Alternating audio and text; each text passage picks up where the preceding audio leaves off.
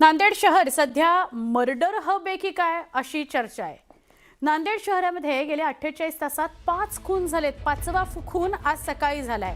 6 वाजता नांदेड शहरातील श्रीनगर भागामध्ये सोनू कल्याणकर या 35 वर्षाच्या तरुणाचा खून झाला।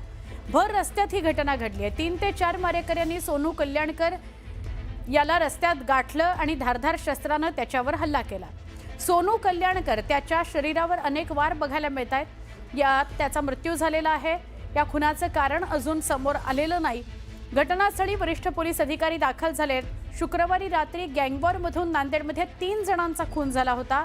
पुन्हा 24 तासात शनिवारी रात्री शहरातील मुरमुरा या गल्लीत रणजित सिंग तबलेवाले या तरुणाचा मृत्यू झाला होता। म्हणजे त्याचा खून झाला, हत्या झाली त्याची। आणि आज सकाळी 6 वाजता सोनू कल्याणकर या तरुणाचा खून झालेला आहे। त्यामुळे मागच्या 48 तासात नांदेडमध्ये 5 खून एकूण झालेत। कायदा सुव्यवस्थेचा प्रश्न गंभीर आहे।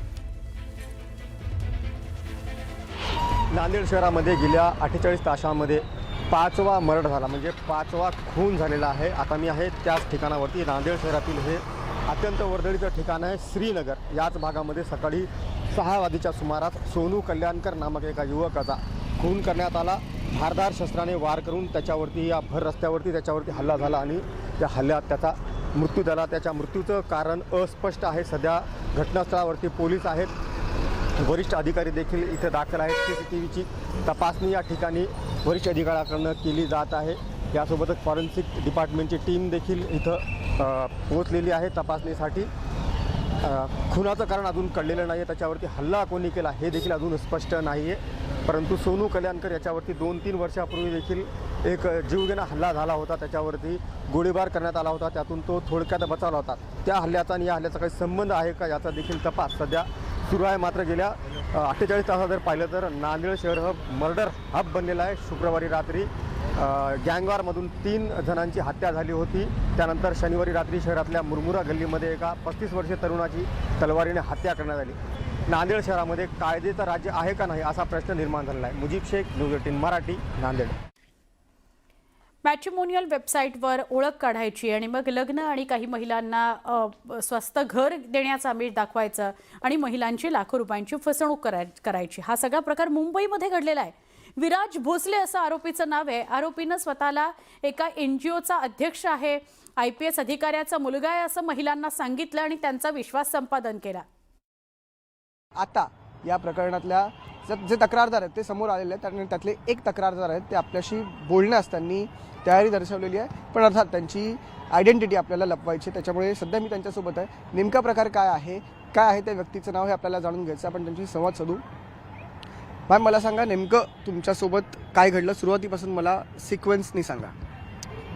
ॲक्च्युली जीवनसाथीवरनं त्याचं आलेलं प्रपोजल आणि त्यांनी त्याचं बिझनेस पर्सन म्हणून सांगितलेलं आणि 50 to 1 CR त्याचं आहे असं त्यांनी सांगितलेलं आणि मुंबई लिहिलेलं होतं त्याच्यामध्ये।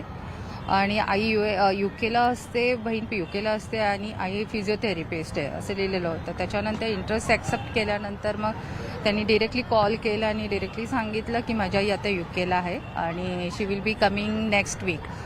जशी ती येणार त्यासोबतच लगेच मी घेऊन येतो घरी आणि मला पटलेलं आहे। आता मी पुण्यात आहे कामानिमित्त आणि त्यानंतर मग त्यांनी व्हिडिओ कॉल केला आणि मग आईशी माझ्या बोलला। त्याच्यानंतर माझ्या दादाशी सुद्धा बोलला की माझ्या UKवरनं येणार आहे आणि मग आल्यानंतर आपण पुढची बोलणी करूयात असं त्यांनी सांगितलं। त्याच्यानंतर एक दिवस सोडला, मग नेक्स्ट डे त्यांनी मला कॉल केलेला आणि त्यांनी सांगितलं की मेट्रोचं काम अडलेलं आहे माझं। तर पण त्याचे घरचे काय करायचे, काय बोलला तुम्ही? त्याचे वडील असतील, भाऊ बहीण असतील? वडील IPS ऑफिसर होते असं त्यांनी सांगितलेलं। आई फिजिओथेरपिस्ट सांगितली आहे आणि बहिणीचं लग्न झालेलं आणि ती UKला असते असं त्यांनी सांगितलेलं। सो म्हटलं की ठीक आहे असेल असं आणि डायरेक्ट लग्नाचा प्रपोजलच तो बोलला की मला सिरियसली लग्नच करायचं आहे आणि लवकर करायचं असं।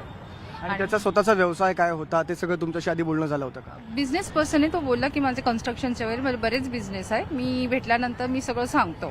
मेट्रोचे वगैरे काम केलेलं आहे। मेट्रोचे जे आत्ता हे झालेलं गुंदवली किंवा अंधेरीचं ते मेट्रोचे काम मीच घेतलेलं आहे। त्याच्यानंतर पॉलिटिकल लोकांसोबत त्याचे संबंध आहेत खूप चांगले, ते पण सांगितलेलं आहे। आणि त्याच्यानंतर त्यांनी सांगितलं की एनजीओसोबत काम करतो, अमृता फडणवीस मॅडमसोबत मी काम करतो, हे पण त्यांनी सांगितलेलं.